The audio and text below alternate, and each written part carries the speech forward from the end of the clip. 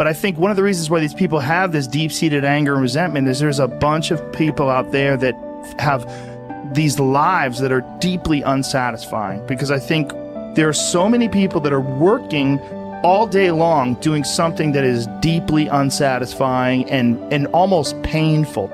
Yeah, soul killing. Soul killing. Yeah. They're stuck in traffic all day, and then they're stuck in a cubicle after that. They relish the time to take a shit in the bathroom and look at their phone. I mean, they literally do that. That's a highlight of someone's day. They get in traffic on the way home. They get home after that, they're watching television, and they're You ever notice that some people seem to want to hang on to stuff that is bothering them? They're forever talking about it. They don't want to let it go. They've had a failure at something and it's dwelling. They can't get over it. They just can't get over it. Or somebody said something nasty to them. They don't want to let it go. Do you know what we should do? We should ask ourselves, everything that happens, is this serving you? Is this serving you? And if it's not serving you, get rid of it. You don't want anything in your life that's not serving you, that's not causing you to grow, that's not adding to the quality of your life. I don't care what it is. You will find some people, they just hold on to bad stuff. They hold on to problems. They don't want to seem to let it go. And that adds more problems. Whatever you focus on grows. The only thing that can grow is the thing you give energy to. Why would you hold on to anything that's not serving you? How bad does it have to get? I mean, to what denominator, to what lowest level do you have to reach before people really make up their mind to change? My message is, why wait? I mean, when you're feeling so altered emotionally, you feel so bad, that's the moment you could actually see yourself for the first time, because you're not answering your cell phone, you're not responding to all your texts, you're not watching TV, you're not going out to dinners, you're not calling people back. Something's altered in you, and you're starting to become self-aware, right? I dare you to analyze yourself first, your company first, your character, your behavior, your work ethics. I dare you to analyze it and see if there's any changes you can make. See, you cannot manage time, but you can manage activity. You can manage your activities. Make certain that what you're doing really makes a difference. Make certain that you're spending your time on activities that are productive, that are taking you in the direction of your goal. If you think about the person that you want to become, what's that person do every day that you don't do right now? And when you start to do the thing that the person you want to become is doing, you leverage something called behavioral activation therapy. And that is a whole body of research that says when you act like the person you want to become, it's the most powerful way to change a habit. It's even better therapy than talk therapy, because the action proves to your brain that you're becoming that person. You're seeing the change through the action, and so then the brain catches up and starts to relate to you like a person that's confident, or a person who adores their appearance, or a person that celebrates themselves exactly as they are. Before you start the day, ask yourself, how do I want to think today? How do I want to feel?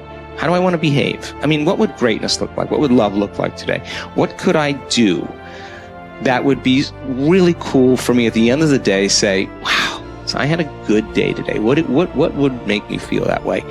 And if you can't find an answer to that, start reading. Who reads anymore? Read a book. I read so many books a week. I know, I'm that way too. So read something about, you want to be wealthy? Read a book about someone who became wealthy, and get real and realize they may have failed 50 times before they actually pulled it off. Or what were their characteristics? What were their traits? What made them? It wasn't about their wealth, it was about who they became. That's the key, right? So fill your brain with a little knowledge, and then just start asking yourself, what's the greatest expression of myself that I can be today? And rehearse it. Rehearse how you're going to be. And then if it leads to a different choice, that's the unknown. Mm-hmm. And just know that it's not going to be predictable. It's going to be a little uncomfortable. That's where the magic happens. If you can stay relaxed and awake in the unknown, things get pretty exciting. When you're back to the known, you're back to the familiar. Don't expect anything to change in your life. And if you say it's that person or that circumstance, you defaulted and went back to the program of the victim, allowing your outer environment controlling your thoughts and feelings. If you truly do this well, This is what I discovered. If I truly feel the feelings of my future before they occur, and I live in that state, I'm no longer looking for it to happen. How could I look for it if I feel like it already has, right? So I try to stay in that state, because then I'm not separate from it. And that tends to be when the magic happens. There's no control anymore. There's no predicting. There's no perfectionism. There's none of. All there is just kind of an experiment. Like, I'm experimenting to see if I changed my thoughts and feelings, if my life will change. And that should be the experiment everybody has. And do it with curiosity, and do it with just seeing if the experiment works. If it doesn't, change something else about yourself until it starts to work. Deciding who are we going to be. You know, we shouldn't hope to end up one day a magnificent, strong, beautiful, capable, kind, loving person. We should start living like that today, hopefully, so that we become that.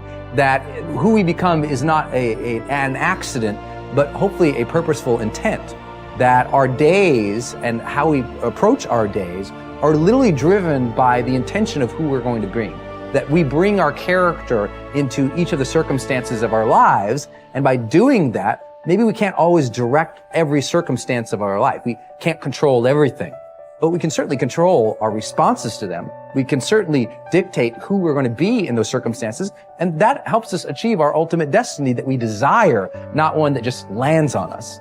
I think the other thing that really comes to people's into their power is when they really discover that, you know, each of our days is something that we can also design. Not just design who you're going to be. How are you going to design your day?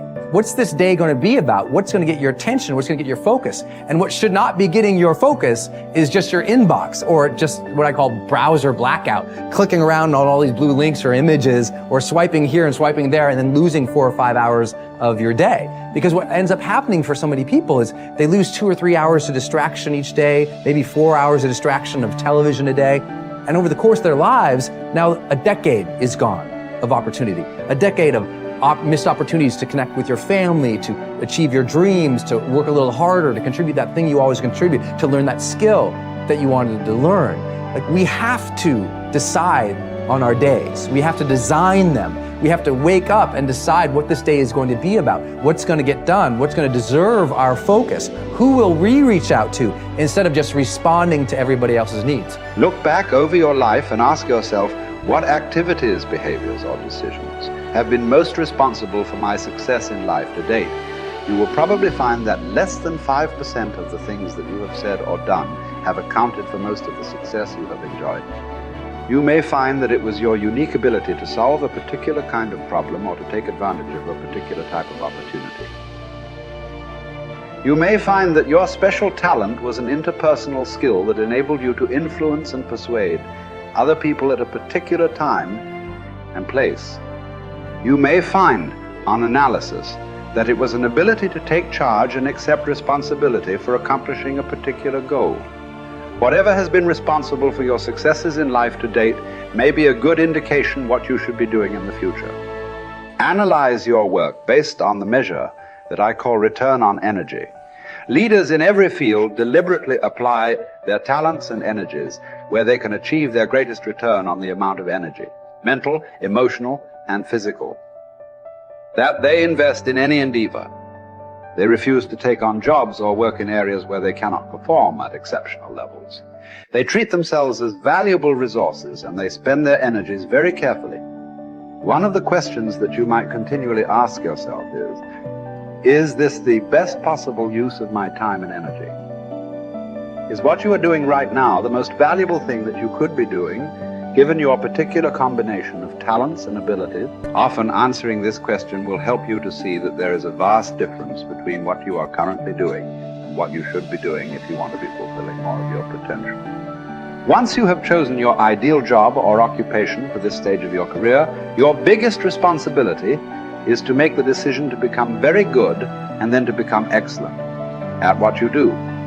In a lengthy study on successful Americans, the Gallup organization discovered that expertise, or being recognized by your peers as one of the very best in your field, was one of the essential ingredients for success in American life. We said before that self-confidence comes from positive knowing rather than positive thinking. It is only when you know that you are outstanding in your chosen field that you really feel terrific about yourself, and that you enjoy high levels of self-confidence. Men and women who are good at what they do and who know that they are good at what they do are very different from those who are only average. They walk and talk and dress and behave differently. They have an attitude of assurance and certainty about themselves that causes them to stand out in any group. They have a deep down sense of self-worth and self-confidence that is evident to everyone around them. The quality of a person's life is in direct proportion to their commitment to excellence, no matter what their chosen field.